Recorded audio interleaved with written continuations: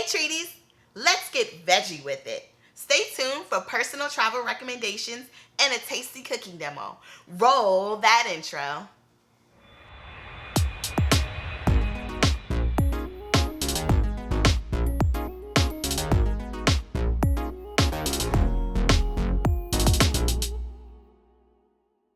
Hey, I'm Christine and welcome to my channel where we explore travel destinations and the eats that go with them.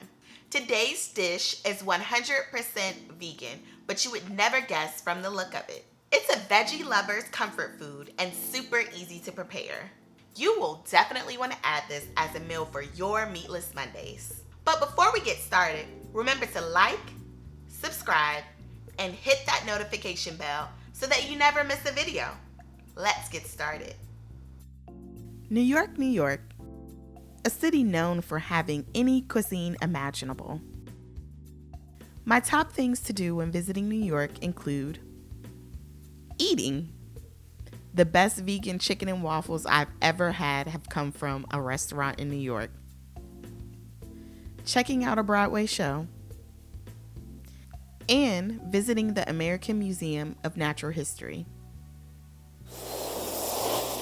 Today's guest is a sister from a different mister, Felicia. She is a talented vocalist from the group Dulcet Duo and an entrepreneur whose businesses include custom jewelry and scented shea butters. Come on over, Felicia. How are you? I'm great. How are you? So tell our viewers, how long have you been a vegan? So I've been a vegan for about 2.5, 3 years, I want to say. Okay. And so what got you to move over? Well, I have a lot of digestive issues, really bad acid reflux. A lot of that started when I gave birth to my son. So for whatever reason, now everyday foods, just going to McDonald's or Wendy's and stuff, that just really mess with me, eating meat, even pasta. So I have to have more of a plant-based diet that's low in acid and high in nutrients. Can you tell us a little bit more about the dish that we're preparing today? Okay, so today we are preparing some fried oyster mushrooms. So for anybody that's like a super duper chicken fan, this is as close to chicken as you're gonna get. It's very, very close to chicken. I'm a texture person, so I should know. It's very, very close. It looks a lot like it. You can use it in a variety of recipes. So what are the key ingredients involved in making this, other than the mushrooms, obviously? So they're actually really easy and basic to make. All you need is your favorite chicken fry from the past, when you used to fry chicken for real, and pork chops and all that. And you need wet batter. Me personally, I don't add too many seasonings to the batter because the batter already comes well seasoned, and you risk actually over salting it when you add more to it. So, but if you do add seasoning, what you can do is you read your package and you check the ingredients, and then you can add as you see fit. So we also have some kale here. Tell us a little bit more about what we're gonna be doing with that kale. So today we're gonna be braising some kale, and to me, it's the best way to cook kale. Okay. Oh my God.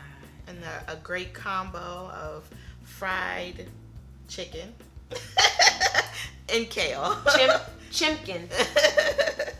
How do we kind of start prepping the oyster mushrooms?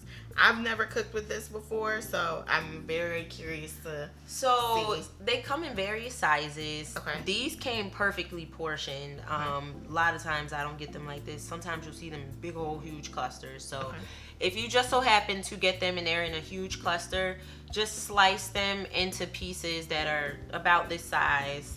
And what you do is you dredge it in the wet mixture. Okay. Then you dredge it in your dry mixture. But I prefer to do it with tongs. That's just me. Some people are hands-on with their cooking.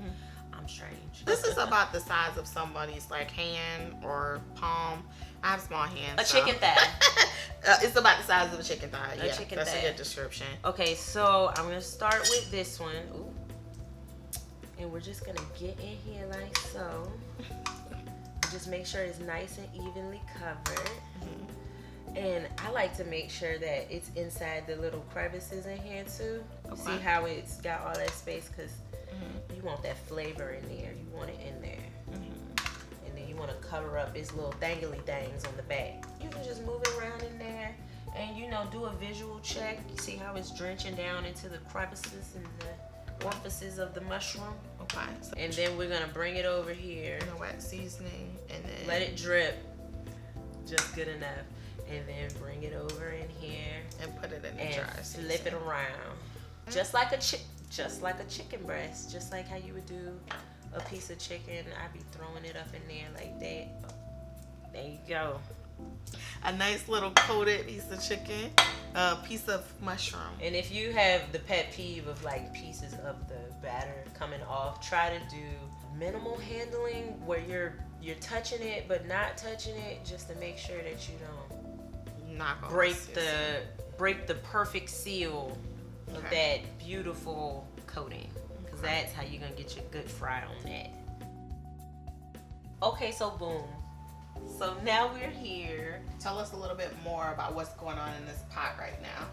So right now I have the seasonings, the vegetable broth, and everything has came to a rolling boil, and I've turned the heat down to a simmer so that we can just let the kale sit in here and just basically soak up the juices. A lot of the juices aren't going to get soaked up, but you want it in there so that it can braise and make the kale a nice edible texture and very flavorful.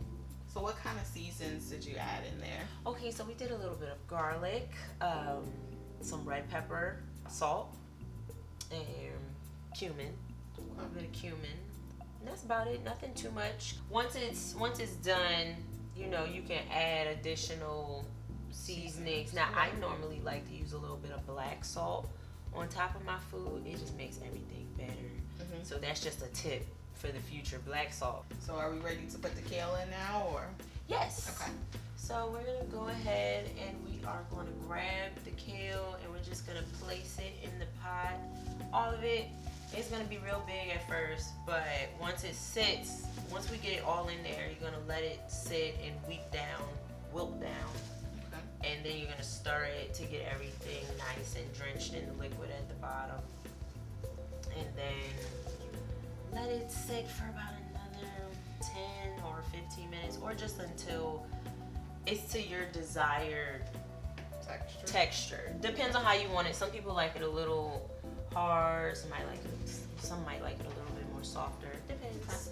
Let it steam. Once you see it start to go down, you just start stirring it up.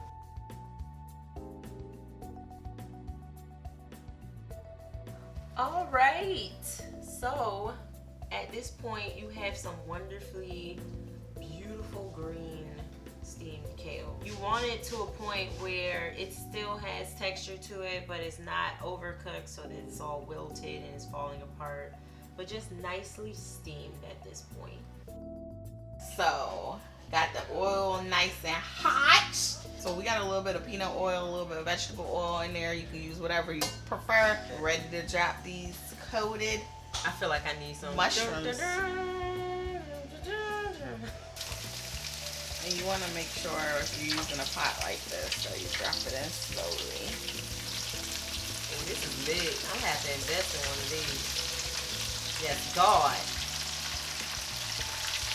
And we're gonna let that fry until it get golden, right? Yeah. Okay.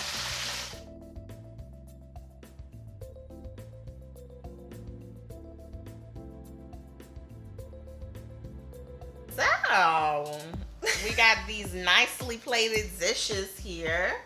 We got this braised kale, Yummy. and then we have our fried chicken, and we have some sauce on top. Could you talk about the sauce and how you made that? So this is just a basic sriracha mayo, a combination of part sriracha, 1 part mayo, along with some lemon juice, a little bit of salt, and a little bit of garlic powder. Now, normally we would have gone ahead and we would have used some minced garlic. However, in this case, we just went ahead and whipped up a little quick little sauce. So quick and easy, a great compliment to the chicken. Are there any other things that you would recommend being paired with this dish? So I would definitely recommend potatoes or sweet potatoes. That's always a great addition to a good southern fried chicken. This is pretty much as close to southern fried chicken as you're gonna get as far as being a vegan is concerned. Ready to take this first bite? Oh, it's nice and crispy too. I'm going in.